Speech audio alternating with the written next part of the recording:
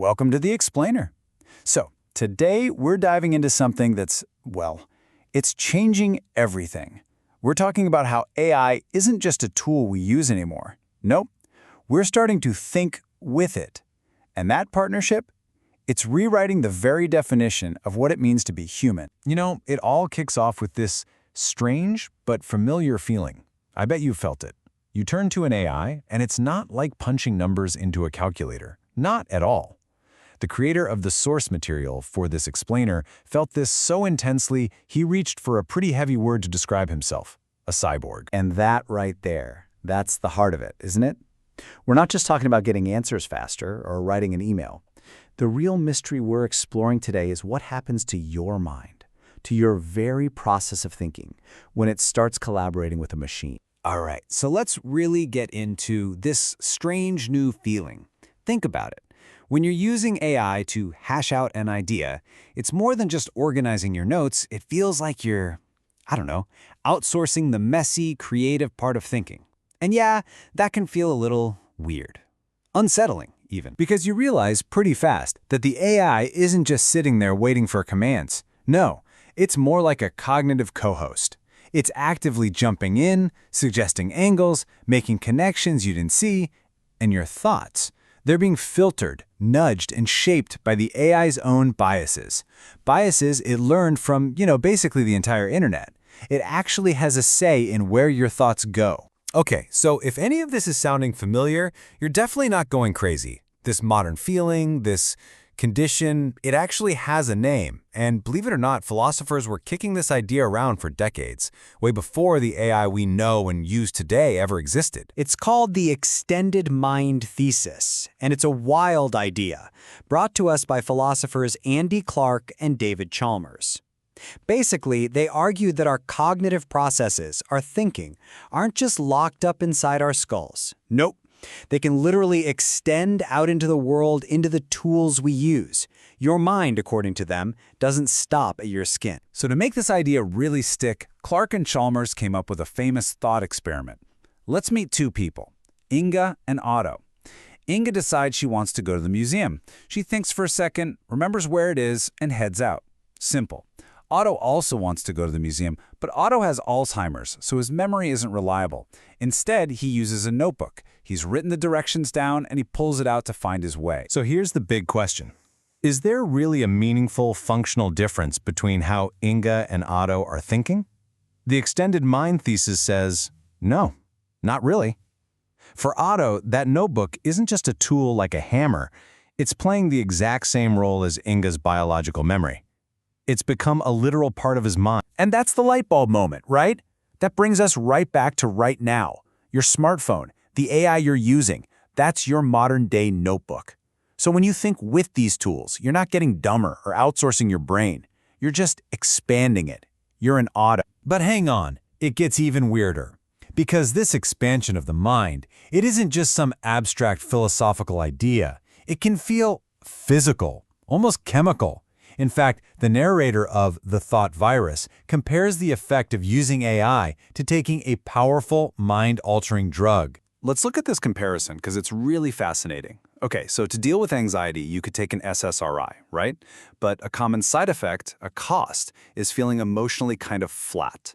Or for a creative boost, some people might use marijuana, but the cost there can be a total lack of focus. Now look at the AI column. The argument is that AI gives you the upside, that relief, that structured creativity, but without the traditional downsides. It's the benefit without the biological cost. And this is where a pretty powerful feedback loop starts to form. Your brain, your body, it learns to prefer the clean, efficient high of the external solution.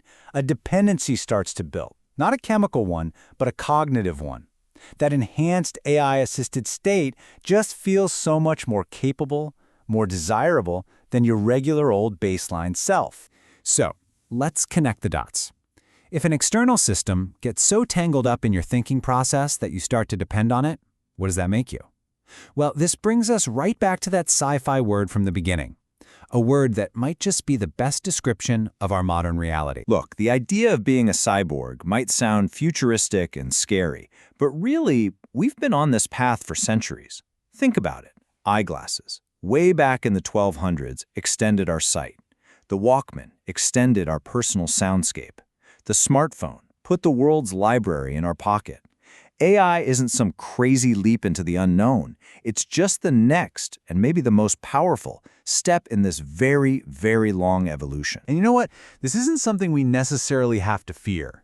Decades ago, the brilliant philosopher Donna Haraway wrote a cyborg manifesto, and she argued that the cyborg wasn't a monster. It was actually a way to break free, to transcend all the old rigid boxes that we use to define what human is supposed to mean. So why is this idea so liberating? Because it just smashes all these old, tired boundaries we live with. The line between human and machine, it gets blurry.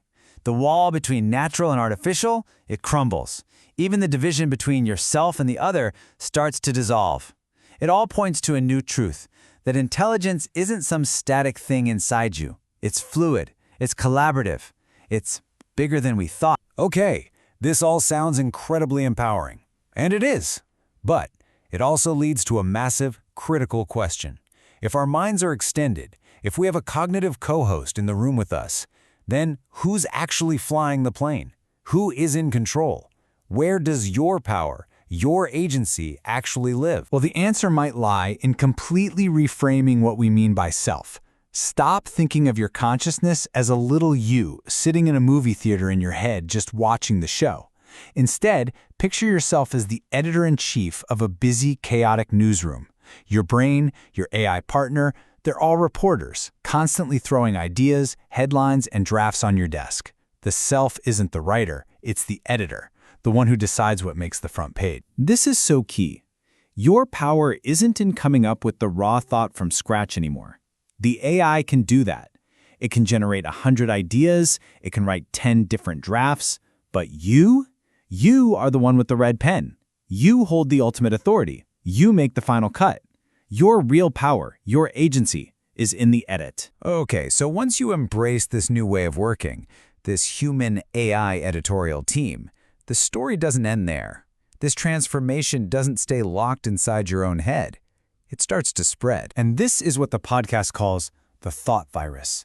It's not a scary biological thing. It's a way of thinking, a cognitive pattern that spreads, not because someone forces it on you, but simply because it's really effective. You discover this powerful new way to think and create, you share the results, and other people see it and go, wow, that works. I want to try that. And just like that, a new way of thinking starts to ripple through the culture. And here's the really clever kind of meta part. This brings us back to the podcast itself, the thought virus. The creators were completely upfront about this. Their 9-episode series wasn't just a documentary about a thought virus. The whole thing was designed to be one. They wanted to infect you with the idea. Yeah, they literally say it. They make it crystal clear at the end of their series. If you listened all the way through, if you engaged with these concepts, then congratulations, it's part of you now. You've been infected with the thought virus. And so that's where we're left. We're in this incredible, unique position. We're probably the first generation to truly think with AI, and we might be the last generation to remember what it was like to think completely alone. The challenge, then, isn't to fight this change or to go back. The challenge is to be a good editor, to be conscious of what we're creating and amplifying. Because this idea, this thought virus, well, now it's a part of you. The only question left is, what will you choose to spread?